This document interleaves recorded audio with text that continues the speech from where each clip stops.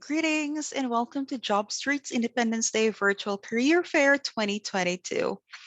I still miss the face-to-face job fairs back in the day, the ability to see people, to talk to them personally, shaking their hands, especially if they get the job, and creating that unique connection that an actual interaction brings. But then technology and this pandemic brought us all into this advantageous opportunity to meet virtually, and you are getting hired without going to the company office. You can't even tell if your interviewers are they really in the office or at their homes, or maybe they're on the beachfront with their laptops talking to you, and they don't even know if you are in a coffee shop or you're having that 15-minute break from a party just to get to your interview. So imagine the possibilities, even just with this application process. Imagine how we have changed from the traditional application process to getting your dream job with just a few clicks online. Now, further, let's imagine having the opportunity to work flexible hours. Do you find that convenient, productive, and fulfilling? For some, they would say a big yes, but for some, it could be draining. And just like all other work setup, it is not applicable for everyone. By working flexible hours, it could either mean that one, you are able to slide your shift. Say your 8 hour shift can be moved 1 to 2 hours before or after your actual time.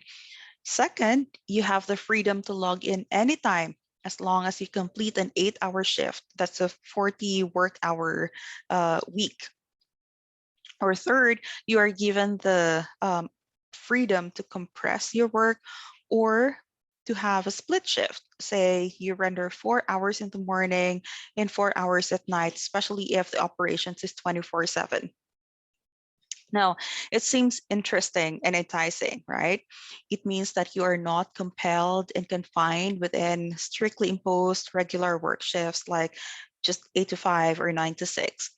But how does that affect productivity? How does that affect your personal boundaries? How does that affect your work-life balance? I will share some factors and reasons why this is not applicable for everybody. One, people have different priorities and life scenarios. Say, for example, a mother who needs to attend to young kids may find that working flexi hours is a good advantage. But not every mom is capable of shifting focus in a short span of time, and not all moms have the same level of motivation. And that's the same with everyone else. If one has become complacent with flexi work schedule, at some point it becomes less motivating. It probably would make some people lazy. Because you see, if an 8 a.m. shift can be moved to 9 or 10 or even 1 o'clock in the afternoon, it can possibly make one a procrastinator, thinking, oh, anyway, I can just log in later. I better stay in bed first or finish another movie. And then you end up dragging your day because, anyway, work can be done later. I tried an online job before. It was very flexible, that they only asked me to complete a 40-hour week and hire what's on the list. So on some days, I complete 4 hours and do other stuff, personal stuff, for the rest of the day. But on some days, I have to complete 12 hours or 16 hours because I need to complete the 40-hour work week. Some of the time, though, I ended up completing the remaining hours until 12 noon on a Saturday. So that is already taking up 12 hours of my weekend to complete work. Now, what I learned was just that I was making sure I complete the 40 hours. And, I was a young recruiter back then. I think that was when I started, my career in the recruitment. It was both a good experience and, of course, it was a lesson for me. Now, the other thing is this this is what we call the work-life balance. And I would understand that people make this a priority. And it should be a priority. There should be balance between both. When you say, okay, I have control of my work time, I can have a really good work-life balance. In reality, though, it's both a yes and a no. And that can be said, especially if you are in a managerial position or an on-call position. Much more if you have your work on your phone, which is what most managers and executives do at this point. I can recall the years back then when the BlackBerry phones became a thing. It was so convenient for work. And that's when I started downloading email applications on my phone. At some point, it's very convenient. And on some occasions, I regret the day I did it. At first, it was so great that I could come to work and do more stuff than just replying to emails because I have done it at home already. So it somehow started to eat up my personal space, my private time, and I feel compelled to respond because it's there on my phone. Like I've opened it already. It's just a few typing, a few clicks, and I should be done. So like, okay, I'll just respond to one email. And then it turned 30 responses. And I noticed too late that I have not done anything other than just being on my phone, even if I'm at home. So I became so productive at work, but at, somehow I neglected my life outside of work. I realized though, and it dawned on me that there was something better I could do. I realized that I can manage it better probably without feeling the guilt of not doing enough on either side, on work or life. And if I could do that, then I can be great at both. So I started accepting the fact that this may not be work life balance, but this should be work life harmony. I needed to treat both as an integral part of me, and I started not setting specific times. It was a hard transition until it just became a natural occurrence. I've done all sorts of flexible shifts for the past more than 10 years in the BPO industry. And even when I was with the academe, I have tried doing both or doing straight shifts, double shifts, split shifts, slide shifts. And at this point of my professional career, I no longer think of shifts. If you're asking me how my day looks like, it's a combination of all sorts of things that I need to accomplish as a leader at work, a mom, a mom with a 12-year-old kid, and a four mom, and a life partner.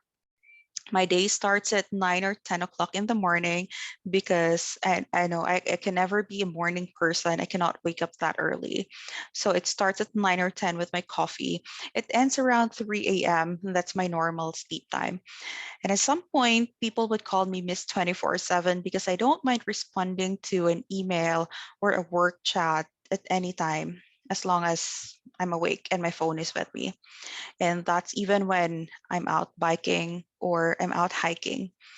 I have come to a point where I no longer think that work is stressing me out because I am able to do things I love and still respond to work. What becomes draining for people with flexible schedules is the mindset that work should be done at this time and life happens on another time. For me, though, the more I think about this standard, the more drained and emotionally fatigued I'd become. So, what do I say to people who want to do flexible shifts, the kind of flexible shifts that I probably do? One, you need to assess your energy level. Are you really up to having all sorts of stuff done in, say, a span of 16 hours of your day? And that's already including the accumulated 8 hours that you're doing for work within that 16 hour schedule. if you're good with that, then if you have the energy level for that, then that's fine, well and good. Now, the second thing is, are you capable of shifting focus and attention easily? Can you prioritize? Like if you are doing a split shift, 4 hours in the morning and 4 hours in the afternoon, or probably the rest of the 4 hours at night, can you split or can you shift your focus immediately from what you're doing personally to going back to your work? Because that would become a problem with your productivity. You might not be able to complete a certain task within the day because you were not able to shift your focus. Your mind probably is still wandering or is left at the party. That's a problem. Lastly, do you have the level of discipline? It's one thing to calendar your activities, to put some alarms on your phone, to make schedules, but it's another to get things done and all of those in your calendar and scheduled activities followed and done.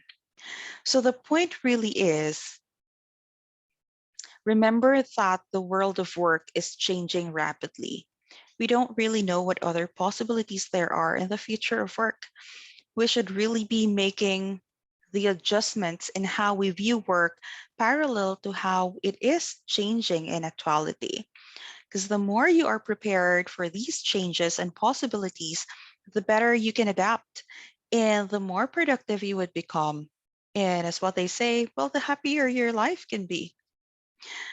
So, my dear candidates, I wish you the best of luck as you search for the most suitable careers in this job fair.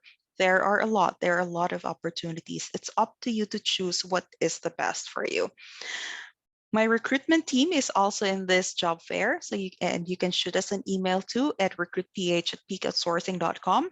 You can find us on Facebook, on Instagram, and on TikTok. And since you are already here, you can always open jobstreet.com anytime. You can find our career opportunities there. Thank you very much. My name is Chao Bakong. I am the Associate Vice President for Human Capital. Go reach your dreams. Good luck.